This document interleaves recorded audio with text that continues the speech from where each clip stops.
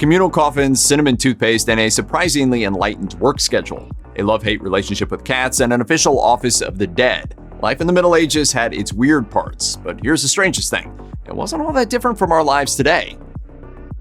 Let's start with a quick disclaimer. The term Middle Ages covers a lot of ground, like a millennium's worth. History says it's generally considered to be the period between the fall of the Roman Empire in 476 all the way to the 14th century and the Renaissance. That said, defining what life was like is a little difficult, and no, it wasn't the same for everyone. But there were some massive cultural changes that stayed consistent through and through, impacting people from the highest of the high to the lowest of the low. These changes included things like the rise of organized religions, Christianity and Islam the most popular among them. Rural life was the norm, city life was constantly evolving, and everyday life, it looked a lot different than it does today. According to the National Alliance on Mental Health, around 40 million Americans live with anxiety disorders. That's actually nothing new, and according to Hunter College professor Tracy Dennis-Tawari, those 40 million people can thank the Catholic Church for making anxiety a thing in the Middle Ages. The word anxiety predates the Middle Ages, but it meant the sensation of being suffocated. Then the Church came along and decided it was something else, the soul's frenzied, desperate desire for redemption through God. People were told they needed to pray, say their penances, and give confession, lest they end up in the clutches of eternity's torture demons. St. Augustine summed up the whole idea like this: God can relieve your troubles only if you and your anxiety cling to him. Don't apologize. Every time I try to talk to someone, it's sorry this and forgive me that and I'm not worthy. Michel Baron, a professor at the University of Nantes, added that there were other things at work here too. Daily life in the Middle Ages was filled with prophetic visions about the end of the world. Death was agonizing and messy, and it lurked around every corner. Simple accidents could take away a family's livelihood in a heartbeat. In short, those living in the Middle Ages were finding out just how many things there were to worry about. It's a commonly agreed upon idea that people should get around 8 hours of sleep a day. But according to the BBC, that wasn't the case during the Middle Ages. Virginia Tech professor Roger Ekirch has done some fascinating research into the sleep patterns of medieval Europeans. Ekirch found scores of references to what's called biphasic sleep, or double sleeping. People would sleep for a few hours in the late evening, wake up for a few hours, and then go back to sleep. That bit of waking in the middle was incredibly important. Called the watch, it was a last-minute chance to socialize, as well as tend the fires and candles or check on their animals. The devout had specific prayers that were said at this time, and it was also a time when families, who often shared a bed out of necessity, could just kind of hang out and talk. Interestingly, modern experiments suggest that there's something to this. A study in the 1990s, which removed external stimuli to get its subjects into the most natural sleep rhythm, found that the body defaulted to these two sleeps. Maybe bring that back? Boston College sociologist Juliet Schor is the author of The Overworked American, which taps into her study of work-life balance, something that was surprisingly healthy in the Middle Ages. The idea of medieval peasants working from dawn to dusk wasn't exactly true. There were 3 breaks for meals in there, along with other rest periods. In many agricultural jobs, it depended on the season too. While planting and harvesting seasons were long and backbreaking, that wasn't a year-round thing. Schor also found that people were still working fewer hours per year than might be expected. In the 13th century, a peasant working 12 hours a day would accumulate about 1,620 working hours per year, while that number rose to between 3,150 to 3,650 working hours per year in the 1850s. Why? Holidays. The ever-growing church mandated time off for the observation of saints' days throughout the year, as well as vacation time during the big holidays like Christmas and Easter. Nobody tell the Sheriff of Nottingham. Cancel the kitchen scraps for lepers and orphans. No more merciful beheadings. And call off Christmas. In medieval France, workers were guaranteed 180 days off every year, while in Spain, they could expect not to work 5 months out of the year. In England, manor records from the 14th century say their workers only labored for 170 days out of the entire year. Life in the Middle Ages wasn't all dirt and sweat. Medieval people put more stock in beauty and cleanliness than they're often given credit for. Nobility tended to bathe regularly in water scented with oils and herbs, and they plucked their eyebrows and the front of the hairline to adhere to beauty standards at the time. Perfumes were common, and rosewater became all the rage when it was brought back from the Middle East by soldiers and pilgrims. Powders were used to give the illusion of pale skin and to cover any skin blemishes that might be mistaken for the mark of the devil. This was arguably pretty practical at a time when no one wanted to be called a witch. On the grosser side, saffron and urine were often used to lighten hair, and pastes of milk and blood were used to whiten the skin. There was even a 12th century text called the Trotula that was pretty much a recipe book for women's beauty routines. Some instructions, like hiding a bundle of cloves, nutmeg, or other scents up in an elaborate hairstyle, kind of make sense. Others, like using a daily mix of powdered cuttlefish bones and frankincense to remove freckles, were a bit stranger. Concordia University professor Lucie Lamonnier looked at data from medieval cities to find out what the most common professions were. She specifically looked at the French city of Montpellier, which had a pre-plague population of around 30,000 people. What did they do?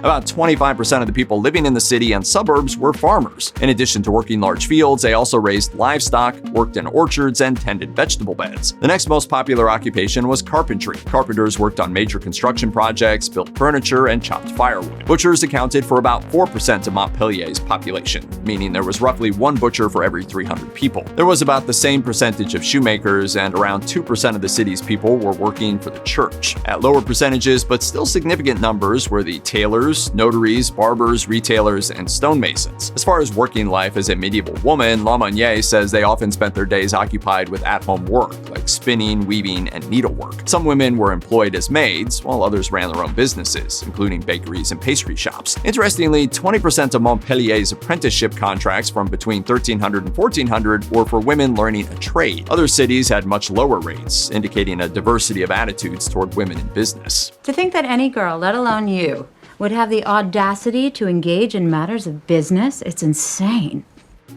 If you think carbs are life, the Middle Ages may be your paradise. Bread was the end-all be-all of diets throughout the era, so important that most areas had laws governing everything from the making to the sale of bread. The idea was to guarantee everyone had some, and the recommendation was a lot. According to medievalists, it was advised that people had at least 2 pounds of bread every day, and Europeans could bake bread out of anything from rye and spelt to oats, rice, acorns, and peas. At the heart of bread's widespread popularity is the connection with Christ and the Last Supper. If it was good enough for him, it was good enough for everyone else. Historian Debbie Banham notes that Christianity is also behind white bread's ridiculous popularity. In spite of the fact that it was much more difficult to make, it was long thought to be the best of the best, starting with the Christian conversion of 3 7th century kings. The missionaries who converted the kings insisted on wheat-based white bread for the Eucharist, and it became wildly popular as a result. It was, however, expensive, and most of the working classes ate darker whole grain bread instead.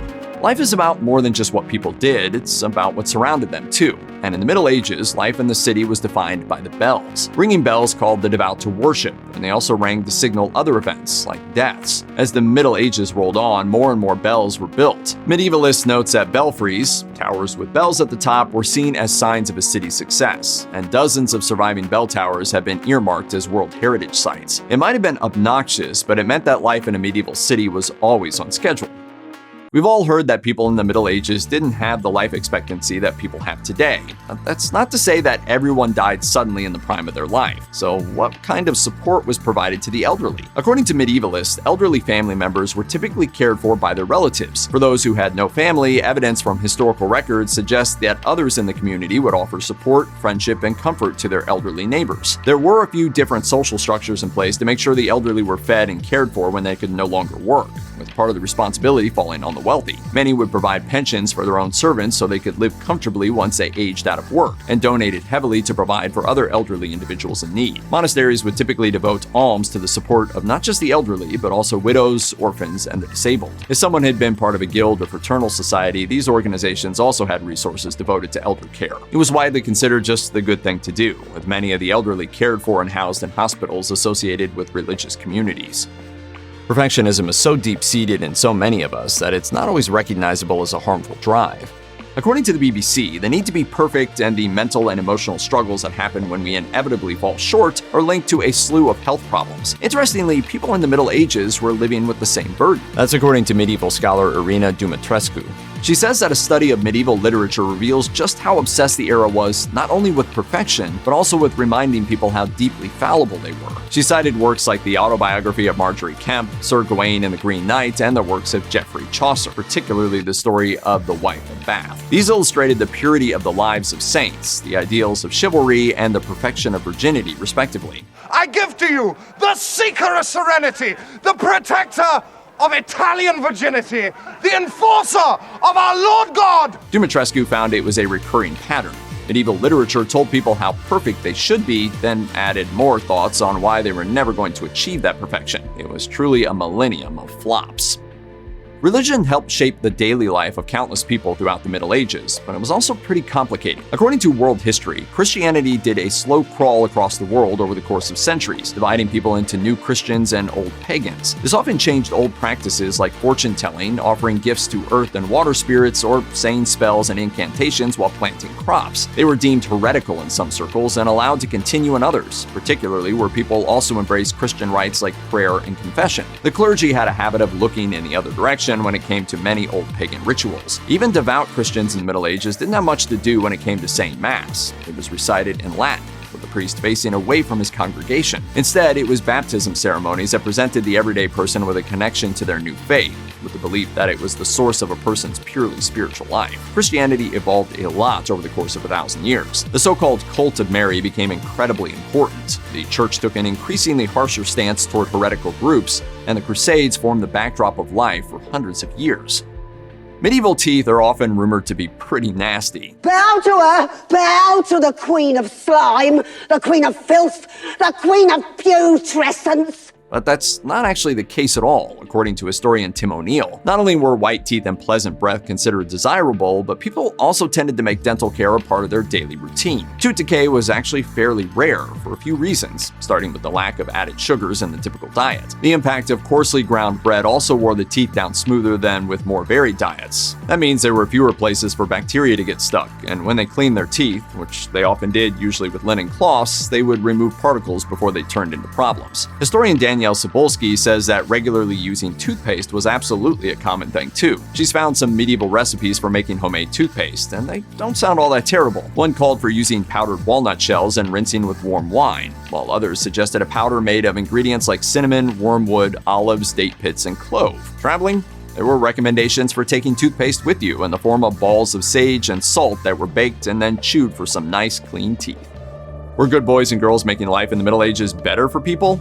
Absolutely. According to History Today, dogs were cherished pets in addition to serving their families with hunting, herding, and protection. Stories of the intelligence and loyalty of dogs were lauded as examples of the finest little souls around. They even came to church with their owners. Names of cherished dogs were documented in medieval texts to preserve their memory, and they were often aptly named after royalty. Cats had a slightly more complicated relationship with people, stemming from the Christian belief that cats played with their prey like the devil played with human souls. Still, the lives of medieval people were often made easier by the presence of vermin-controlling cats. The names of some, particularly those living in monasteries and abbeys, were also recorded in historical documents. A poem describes the cat of a 9th century monk named Ponger Bon, while a cat named Mite kept Beaulieu Abbey mouse-free in the 13th century.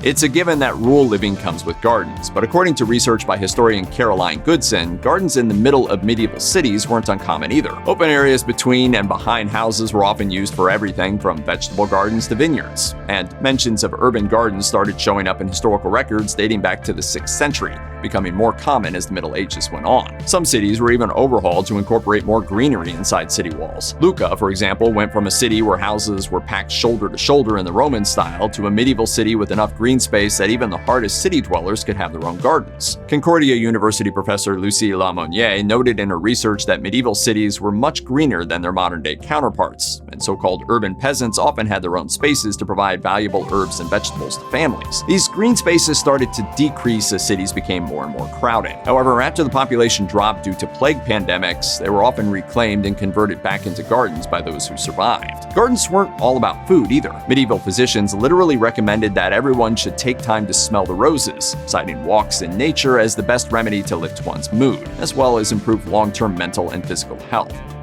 Respect for the dead has always been a defining aspect of human civilization, with different cultures showing respect in a variety of ways, evolving through time. That's especially true of the Middle Ages, and archaeologists have discovered the fascinating truth about the experience of dying in medieval times. According to National Geographic, an investigation into burial positions turned up the occasional face-down burial. There weren't a ton of these burials, but their central location in church cemeteries and the finery they were buried with might lead us to believe it was a favorable position. Face-down burial was considered a powerful powerful final gesture of humility and penance. Bodies were typically washed, wrapped, and kept in the home for a few days as the community said their goodbyes. Services would be held at the church, and deaths would be recorded by the ominous-sounding Office of the Dead, so names could be recited long after the person had passed. According to research by the University of Guelph, it was incredibly important for people, particularly members of the clergy, to remember and pray for the dead. They believed these services of remembrance would help departed souls on their way to heaven. Wait! The bodies, they must be pulled up. There are words which must be spoken from the Book of Solomon to ensure they do not rise again. Research from the University of Hull adds this not-so-fun fact to the mix. Coffins were communal. Bodies were often buried in shrouds because families would have to give the coffin back to the church. What do you think? Should we start going splitsies?